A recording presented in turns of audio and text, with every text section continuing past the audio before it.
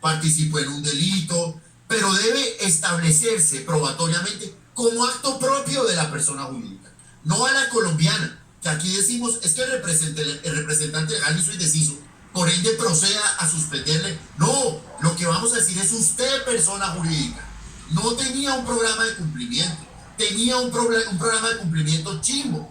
Voy a juzgar su propio acto, permitiéndole a la persona jurídica presentar pruebas de cargo. Debe cumplirse un estándar argumentativo. El fiscal o el apoderado de las víctimas debe argumentar por qué la medida cautelar que se toma contra una persona jurídica es necesaria. Así lo dicen los artículos 295 y 308. ¿Por qué es proporcionada? ¿Cuál es su finalidad?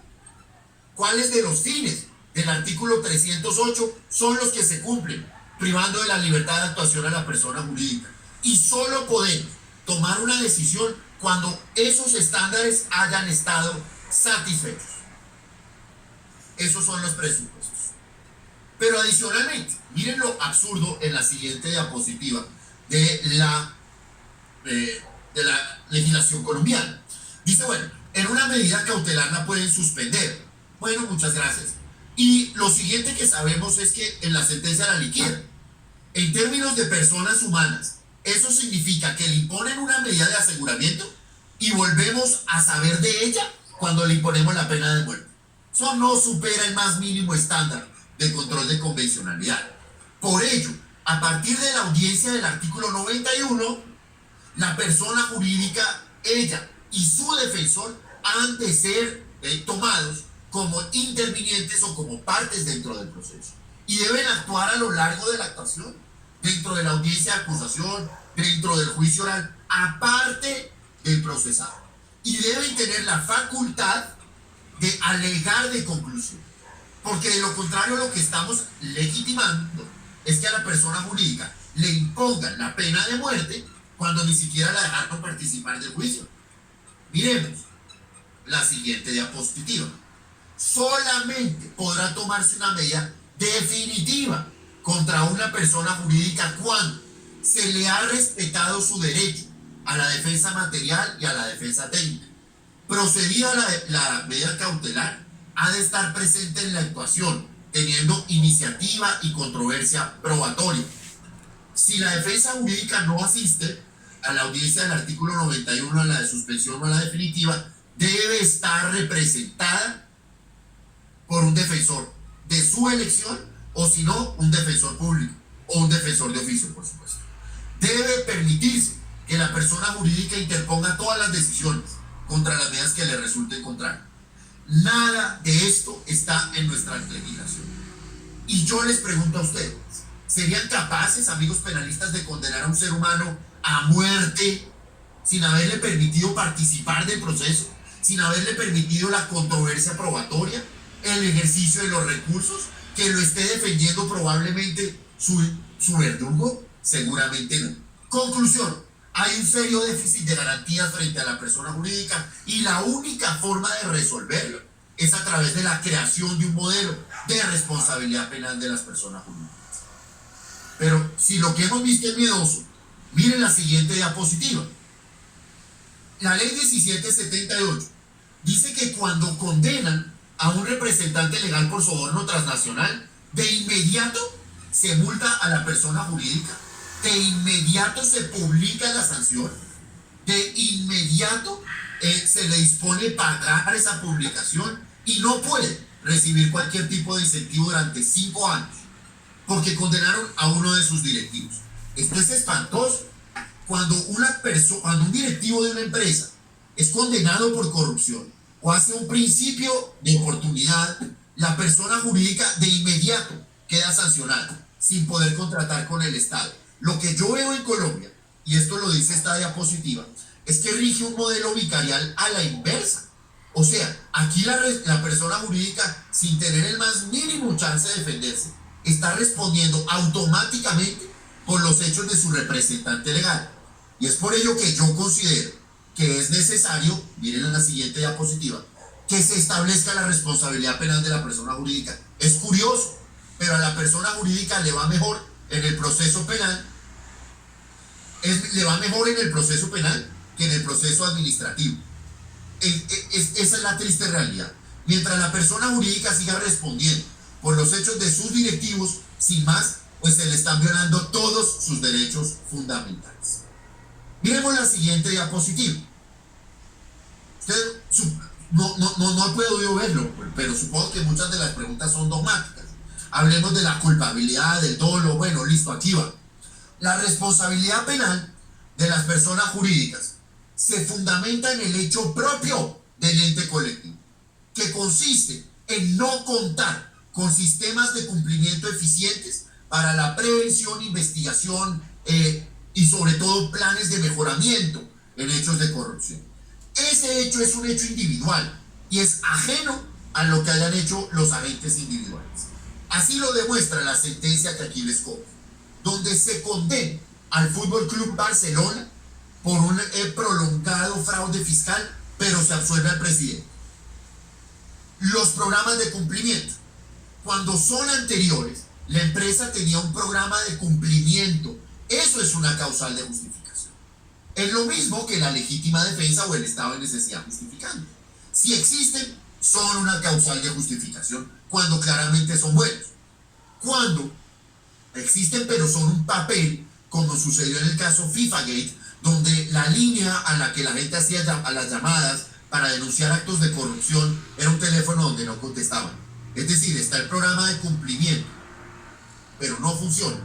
Pues eso ha de tenerse como una circunstancia de menor punibilidad. Cuando establecido la falta, la persona jurídica ha iniciado el proceso y dice, no, voy a montar un programa de cumplimiento, es un fenómeno postdelictual que atenúa la pena, como lo tiene nuestro Código Penal. Cuando se trata de pequeñas empresas, estamos hablando de un supermercado, de una pyme, pues estas pymes no tienen la capacidad operativa para contar con programas de cumplimiento y demás, y tampoco se necesitan. Estas personas que no cumplen unos mínimos, así como en el derecho penal ordinario, son inimputables, son menores de edad. Sus asuntos se tramitan por el derecho administrativo y no por el penal. Son inimputables. Ustedes me van a decir, bueno, listo, hagámoslo. Ya me resolvió la acción y la tipicidad, la antijudicial. Pero el dolo, ¿qué? Un momentico. Primero, principio de culpabilidad. El principio de culpabilidad significa que yo respondo por lo mío, usted por lo suyo. Luego, el mejor de los escenarios es que la persona jurídica responda por sus actos, no por los de sus administradores. ¿Cómo vamos a hacer con el dolo o con la culpa? Pues depende. Si usted sigue estancado en el viejo dolo, si usted sigue siendo causalista o finalista y piensa que el dolo es una cosa que se da en el cerebro humano, pues no hay nada que hacer. Pero el dolo hace mucho tiempo dejó de ser eso. El normativismo, el funcionalismo demostró que el dolo es un dolo normativo. No es lo que usted sepa, es lo que usted deba saber. Pero adicionalmente, hoy utilizamos una categoría que se llama la ignorancia deliberada o la willful blindness, la teoría del avestruz, en virtud de la cual mi comportamiento es doloso cuando yo deliberadamente no quise saber. Como el avestruz metí la cabeza en el hueco. Como cuando a mí me dicen, lléveme este paquete a otro país. Y digo, si no me dice qué trae, yo le hago. Van a decir, no, pero es que no hay dolo, él no sabía. ¿Cómo que no? No sabía, no, es que no quiso saber. Ahí les pongo 4 sentencias del Tribunal Superior Español donde les habla del willful blindness como categoría dogmática. El dolo de la persona jurídica, ¿cuál es? Saber que está obligada a tener un programa de cumplimiento y no elaborarlo. Ese es el dolo de la persona jurídica. Directo o eventual. Ahí lo tienen. De manera que, por supuesto, puede actuar de manera dolosa. Siguiente. Un modelo de responsabilidad penal de las personas jurídicas. ¿Qué modelo queremos para Colombia?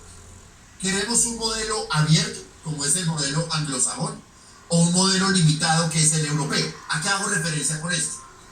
Tenemos un catálogo de delitos contra la vida, contra el honor, violación, extorsión, bueno, todo eso está en el Código colombiano. La pregunta que nos hacemos acá, doctor, es esta. ¿La persona jurídica puede responder por todos los delitos del código? Eso dicen los americanos. Eso dice el Reino Unido. ¿O la persona jurídica debe responder solo por unos delitos? Ese es el modelo europeo. A mí me gusta el ilimitado. A mí me gusta el abierto, que responda por todos los del código. Los europeos lo limitan un poquito más. El modelo de responsabilidad penal de la persona jurídica en Colombia debe ser improcedente frente a entidades de derecho público. Las entidades de derecho público solo pueden ser juzgadas por el Consejo de Estado. Esa es la razón por la que no pueden ser materia de responsabilidad penal. Además tiene un límite político. Imagínense ustedes que la pena fuese la suspensión y en un caso de F o del departamento de Cundinamarca o de Bolívar, es por eso, ¿vale? Ustedes van a decir, mire, yo no entiendo cuál es la función de la pena en los casos de la persona jurídica, porque una persona jurídica no se va a resocializar. Los americanos la tienen mucho más clara. Los españoles llegaron un poquito.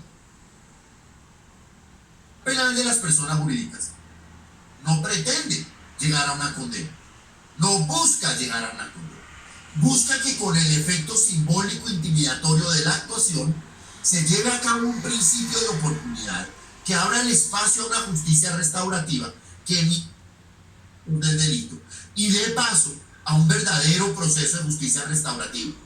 Así los casos de Siemens y de Volkswagen nos mostraron que ese es el camino correcto.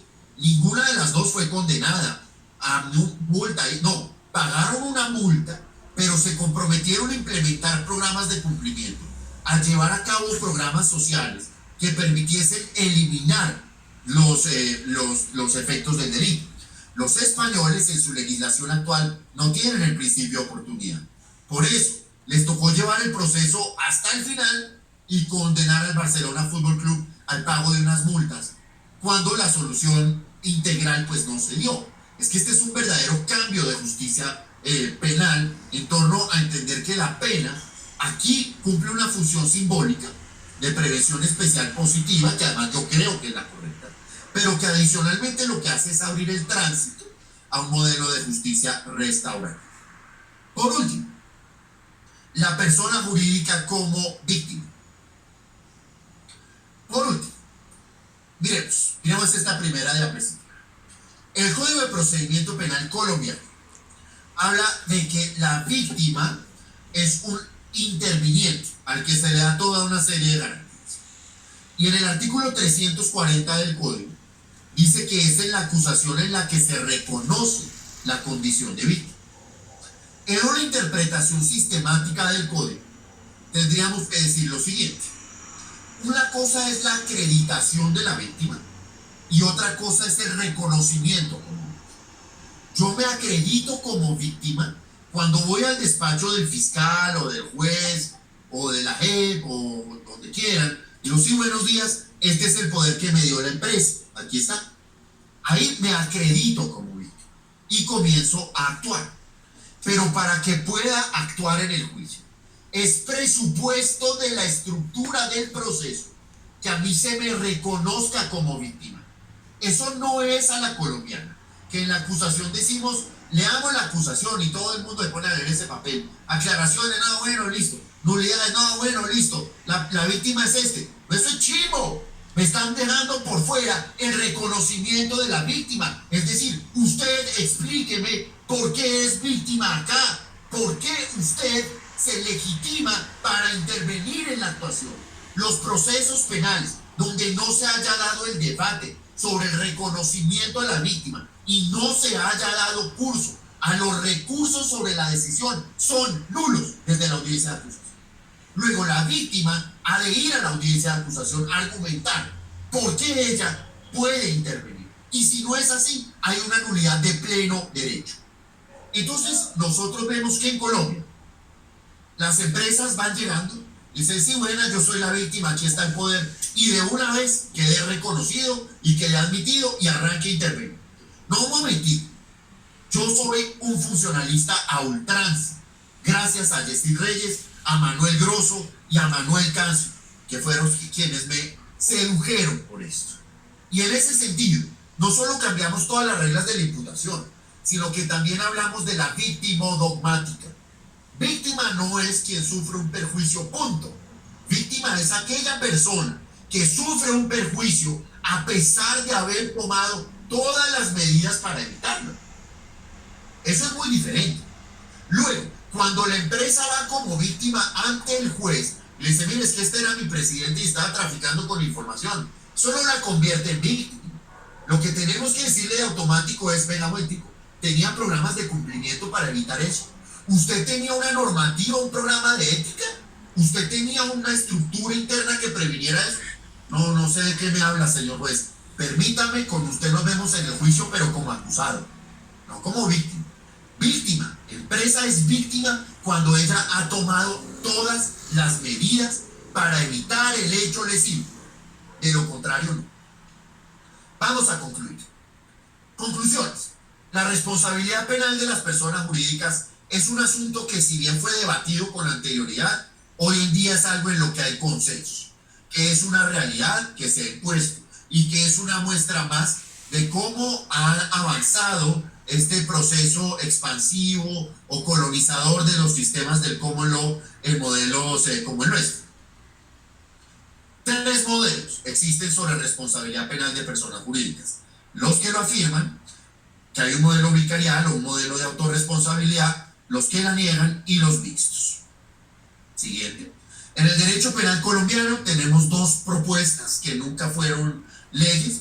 Tenemos una ley 491 del 99 declarada exequible 2 veces, inexequible 1, pero donde la Corte dice, hombre, este es un tema importante para que lo desarrollemos.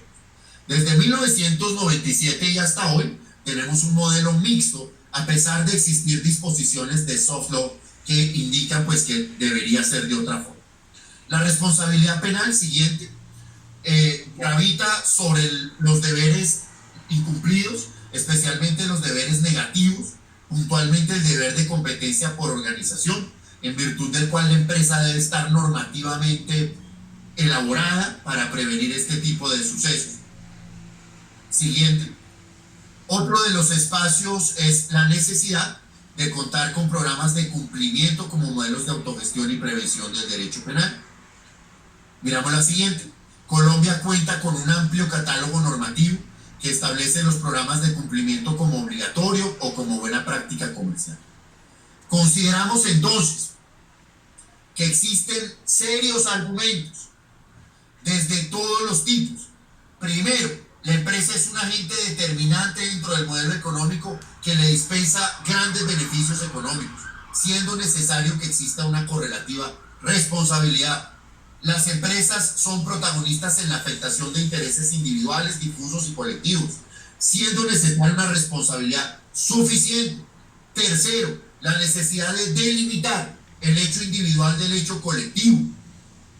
Cuarto, en el estado actual de las cosas, lo mejor que le puede pasar a una persona jurídica es que le metan la responsabilidad penal de los entes colectivos. De lo contrario, estamos en una situación en la que se le están violando todos sus derechos humanos que, sin lugar a dudas, existen. Siguiente conclusión. Solamente podrá considerarse víctima una persona jurídica que ha tomado todas las medidas de precaución para evitar el hecho lesivo. De lo contrario, su lugar es el del acusado. Para terminar, ya que abramos la discusión, traje unos casos para que los resolvamos entre todos. Muy sencillos. 1 minuto. Primero, una mujer valiente salió a Facebook a denunciar que fue víctima de acoso sexual en una agencia de publicidad en medio de la campaña del Me Too. Cuando ella hizo su publicación, 8 mujeres dijeron haber sufrido exactamente lo mismo. ¿Cómo responde la justicia?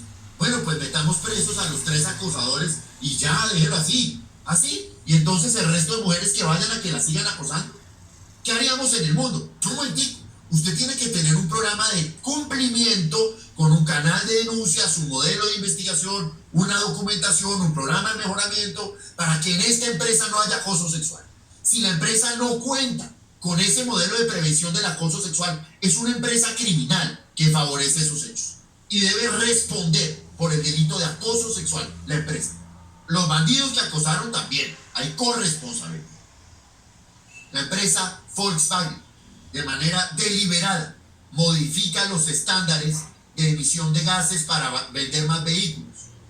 Es una política empresarial. ¿A quién metemos preso? ¿A los 3 o 4 operarios? ¿A un directivo? ¿Para que la empresa siga operando? No, señor. Vamos a meter preso, vamos a procesar a la empresa. Y si hágame un programa de cumplimiento, páguenme los perjuicios y esto no vuelve a pasar. El caso de un colegio donde están nuestros hijos. Nuestros hijos son víctimas de matoneo. Ahí hay un hecho delictivo. Pero aquí la pregunta no es quién cometió el delito. Y mucho menos vamos a cometer la estupidez de si no, pues el delito lo cometió la rectora. Pero momentico, la rectora no lo matoneó, no sabía. La ley colombiana establece que toda institución educativa ha de tener una guía de atención contra el matoneo. Si no tiene una guía contra el matoneo, es coautor del matoneo. Cometió el delito de matoneo contra ese menor. Y el más bravo de todos, y aquí nos damos el debate, una empresa de abogados, una firma de abogados, elabora un programa de contratación de jóvenes talentos y les dice, mire, yo le voy a pagar a usted 1.200.000 pesos por 9 horas trabajados al día, 45 horas semanales. Por cada hora que usted me facture de más, yo le pago 100.000 pesos la hora adicional a su sueldo. Si yo trabajo 1 hora más todos los días, me gano 500.000 pesos a la semana. Luego mi sueldito ya no es 1.200.000, sino 3.200.000. Pero si yo trabajo sábados y domingos son 16 horas más. Luego me estoy metiendo 3.200.000 pesos más. Luego yo me gano 6.400.000 pesos. Al final del día, el niño trabajaba 16 horas diarias con 21 años. 16 horas diarias. Su salario estaba sobre los 11 millones de pesos con 21 años. A los 6 meses era adicto a la bebida energética. Al año era adicto a la cocaína.